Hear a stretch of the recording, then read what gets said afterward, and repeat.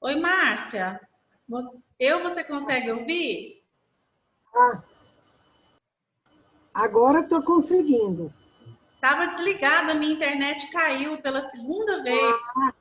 Não, porque eu já tentei umas 3 vezes, não consegui. Agora que Então tá bom, boa noite. você não estava perdendo aula, eu estava fora do ar aqui. Desculpa, Ah, tá. gente, foi um problema técnico aqui que eu não tenho o menor controle sobre essa situação. A internet cai e a gente espera ela resolver voltar sozinha. Nós fomos lá, reiniciamos o modem. Esperei o sinal estabilizar para ligar aqui de novo o Zoom com vocês. Vamos ver se agora vai dar certo. Então, como eu estava dizendo, nós estamos conversando sobre inteligência emocional. O que é inteligência emocional? É a capacidade de entender e regular as nossas emoções.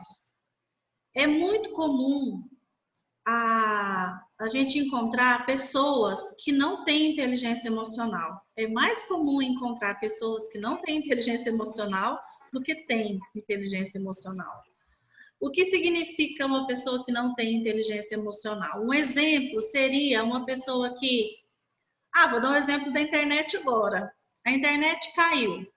Eu não tenho controle sobre a internet.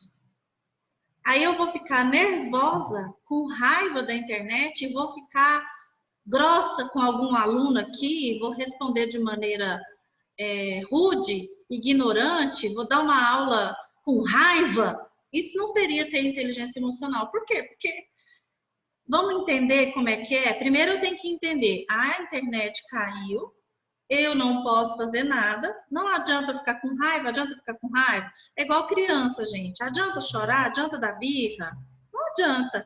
Tem direito de não gostar? Tem um direito de não gostar. Tem o direito de ficar com raiva, de ficar triste?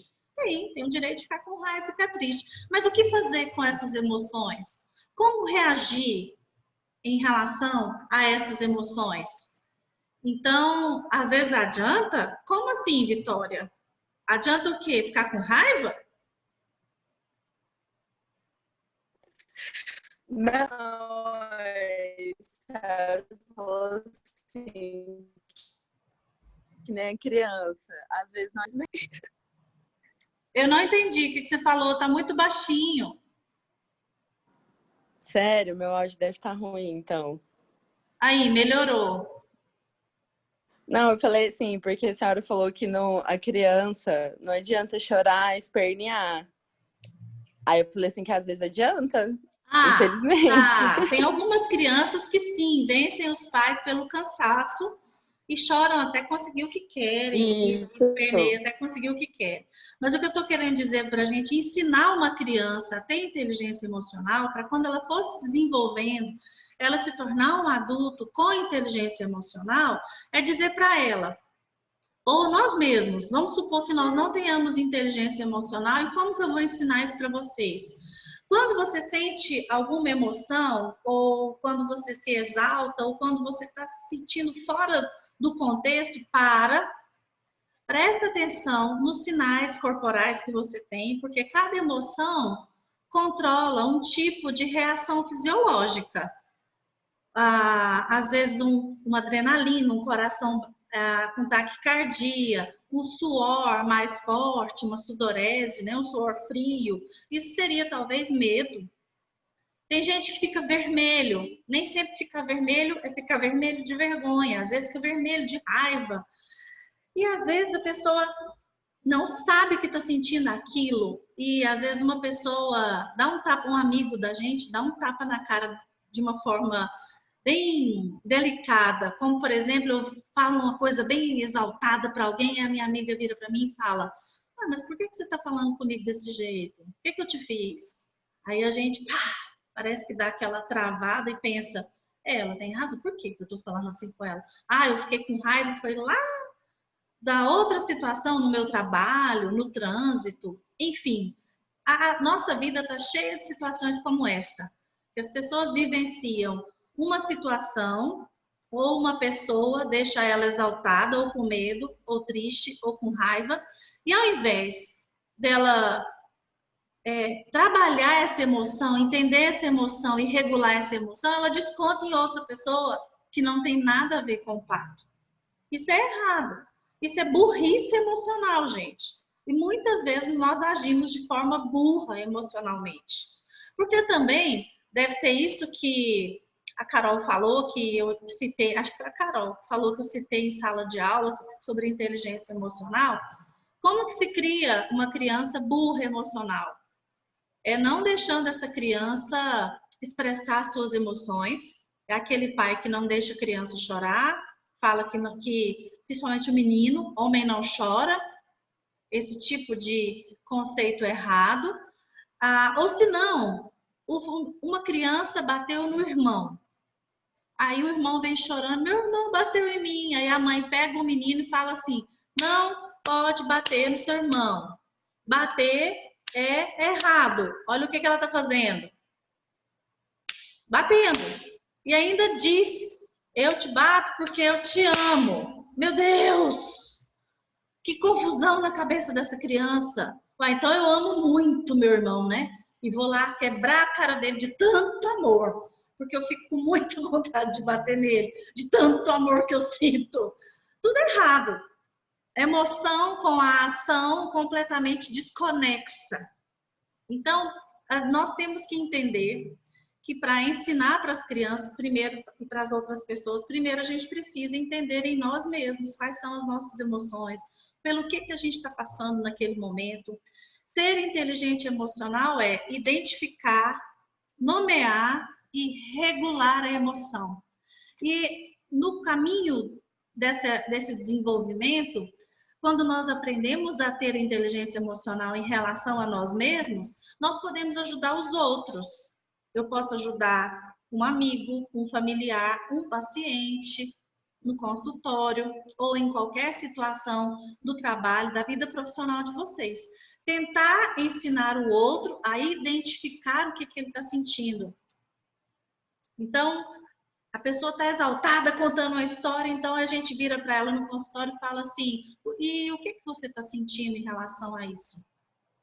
Muitas vezes nós ficamos surpresos com as respostas, porque às vezes a pessoa está exaltada, parecendo que ela está com raiva, e ela pode dizer angustiada, ela pode dizer desprezada, ela pode dizer tantas outras coisas. Inclusive, uma dessas perguntas a respeito de inteligência emocional está aqui no livro. No teste do Peter Salovey e do John Mayer, que eles fizeram para medir a inteligência emocional, eles usam 40 minutos com uma bateria de questões, e as questões são mais ou menos assim. Vou ler uma questão. Tom ficou ansioso e um pouco tenso quando pensou em todo o trabalho que ele tinha que fazer. Então, olha só, o indivíduo já diz que está tenso e nervoso com tanto trabalho, ansioso, perdão, com tanto trabalho que ele tem. De repente, seu supervisor entra e lhe traz mais um projeto e coloca ali em cima da mesa. Tom se sentiu A, sobrecarregado, B, deprimido, C, envergonhado, D, inseguro, E, nervoso. Quantas vezes no trabalho, quando a pessoa recebe um serviço a mais para fazer, ela vai assinalar que ela ficou nervosa? Isso não é inteligência emocional. O que ela ficou sentindo? Sobrecarregada. Ela já tinha muito trabalho, estava tensa com a quantidade de trabalho e chegou mais trabalho na mesa dele. Então, a resposta correta seria: ele se sentiu sobrecarregado. Entenderam como que funciona o teste de inteligência emocional? Existe a resposta correta. A inteligência emocional, portanto, ela afeta a qualidade dos nossos relacionamentos pessoais. É tão bom se relacionar com uma pessoa que se compreende, porque ela tem capacidade de compreender o outro melhor.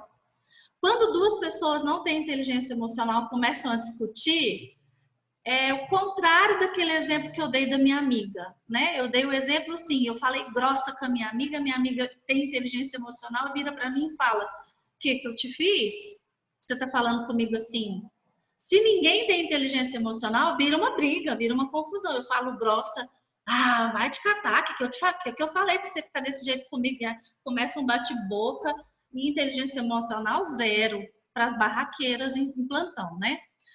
Pessoal, aqui tá falando que eu tenho 4 minutos desse link, porque acabou que caiu, voltou, então eu só tenho 4 minutos.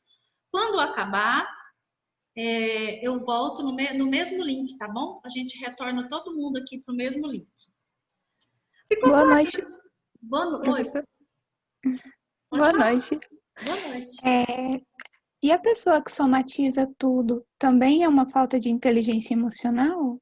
Sim, infelizmente ela tem uma dificuldade de lidar com as próprias emoções. Realmente ficou faltando eu falar esse pedaço, Tatiele.